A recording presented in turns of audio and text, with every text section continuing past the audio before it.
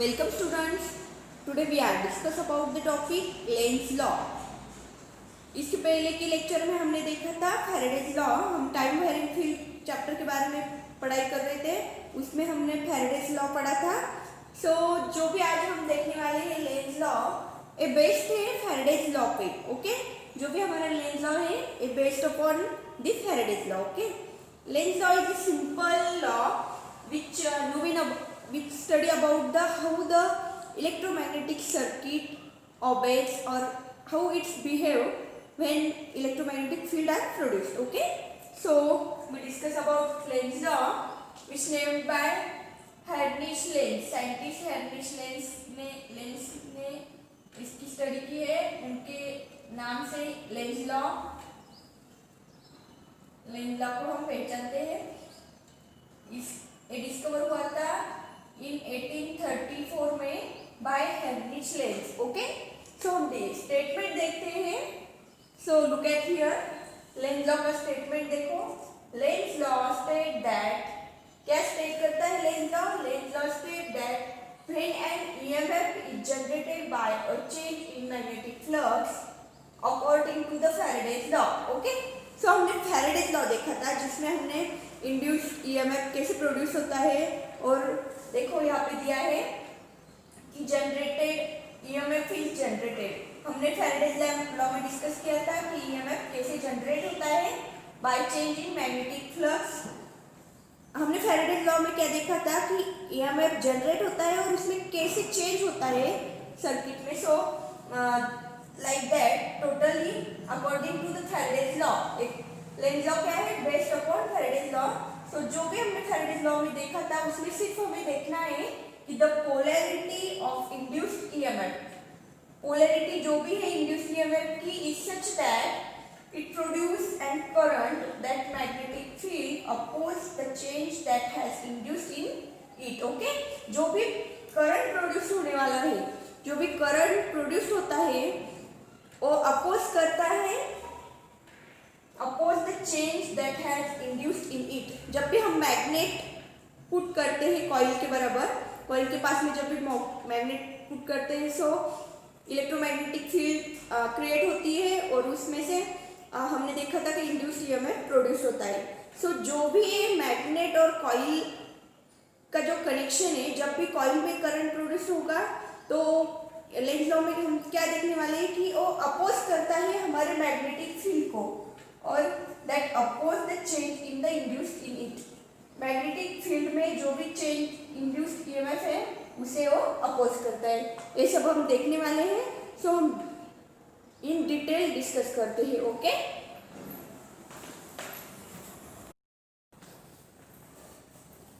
So in detail में हम length law देखते हैं. So we know that Lenz law क्या है? फैराडेज लॉ के बेस्ड है. सो फैराडेज लॉ में हमने क्या देखा था? एक कॉइल ली थी, कॉइल को गैल्वेनोमीटर कनेक्ट किया था. ओके, एंड उसके बाद जब भी हमने मैग्नेट पुट किया, when we are placed the magnet side to the coil, then the electromotive force EMF are produced in that coil. Okay, EMF क्या होता है? इस कॉइल में प्रोड्यूस होता है और हमने फैराडेज लॉ में स्टडी किया था EMF कैसे प्रोड्यूस होता है और उसमें क्या चेंजेस होते हैं. Okay, so look at here. When हमने देखा था कि करंट क्या होता है? क्लॉकवाइज और एंटी क्लॉकवाइज दोनों तरफ क्या करता है? फ्लो होता है. सो जब हमारा करंट क्लॉकवाइज फ्लो हो रहा है सर्किट में, जब भी करंट क्लॉकवाइज फ्लो हो रहा है सो हम इस सर्किट को as a north pole consider करते हैं. ओके, जब भी क्लॉकवाइज फ्लो कर रहा है इस कॉइल में, जब भी क्लॉकवाइज करंट फ्लो कर रहा है तो हम इस कॉइल को नॉर्थ पोल कंसीडर करते हैं. ओके, सो और जब भी वो एंटी क्लॉकवाइज फ्लो कर रहा है सो उसे साउथ पोल कंसीडर करते हैं. ओके, जब भी नॉर्थ क्लॉकवाइज, जब भी हमारा सर्किट काम कर रहा है, सर्किट में जब भी करंट क्लॉकवाइज फ्लो हो रहा है तो हम सर्किट को नॉर्थ पोल कंसीडर करेंगे. और जब भी एंटी क्लॉकवाइज वो करंट फ्लो होगा तो उसे साउथ पोल कंसिडर करेंगे। ओके, सो यहाँ पे देखो हमने ये सर्किट लिया है, इसे हम अगर इस सर्किट में क्लॉकवाइज, यहाँ पे क्लॉकवाइज अगर करंट फ्लो हो रहा है तो हम इसे नॉर्थ पोल कंसिडर करते हैं। और जब भी हमने मैग्नेट इसके पास प्लेस किया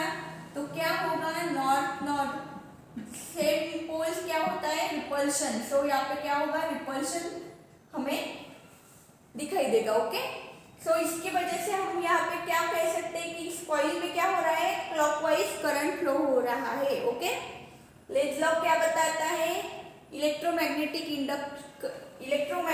जो भी हमारा सर्किट है, ये हमारा इलेक्ट्रोमैग्नेटिक सर्किट है और इस इलेक्ट्रोमैग्नेटिक सर्किट के बिहेवियर बता रहा है। सो जब भी क्लॉकवाइज फ्लो हो रहा है और जब भी मैग्नेट प्लेस किया तो एक दूसरे को रिपल्स कर रहे हैं। सो हम इसका कंक्लूजन निकाल सकते हैं कि यहाँ पे करंट क्लॉकवाइज फ्लो हो रहा है। ओके, और अब यहाँ पे हम कंसीडर करते हैं कि ये करंट क्या हो रहा है, एंटी क्लॉकवाइज यहाँ पे फ्लो कर रहा है। सो हम इसे नॉर्थ पोल नहीं, यहाँ पे साउथ पोल कंसीडर करेंगे। ओके, जब भी एंटी क्लॉकवाइज करंट फ्लो होगा तो सर्किट को साउथ पोल कंसीडर करेंगे। We know that current flow from positive to negative. Okay, but जब भी फ्लक्स चेंज होता है तो करंट का डायरेक्शन चेंज होता है। इलेक्ट्रिक फ्लक्स देखा है हमने, जब भी फ्लक्स चेंज होता है सो डायरेक्शन क्लॉकवाइज का एंटी क्लॉकवाइज होता है। सो हमने फैराडेज लॉ में नेगेटिव साइन लिया था एंटी क्लॉकवाइज के लिए। ओके, सो इस सर्किट में अगर हम कंसीडर करेंगे, यहाँ पे पॉजिटिव नेगेटिव लिया और सर्किट में कंसीडर करेंगे कि ये सर्किट एंटी क्लॉकवाइज, इसमें करंट फ्लो हो रहा है।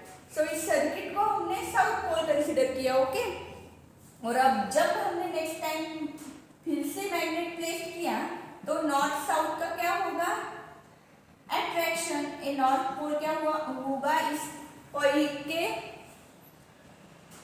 की तरफ अट्रैक्ट होगा, बिकॉज यहाँ पे क्या हो रहा है, एंटी क्लॉकवाइज करंट फ्लो हो रहा है और इसकी वजह से हमने इसे साउथ पोल कंसीडर किया है। ओके, सो करंट अगर अट्रैक्ट हो रहा है तो इसका कंक्लूजन हम क्या निकालेंगे कि ये जो सर्किट है इसमें एंटी क्लॉकवाइज करंट फ्लो हो रहा है। ओके, सो ये हुआ लेंज लॉ के थ्रू हमारा इलेक्ट्रोमैग्नेटिक सर्किट का स्टडी। ओके, सो लेंज लॉ क्या बताता है हमें, इस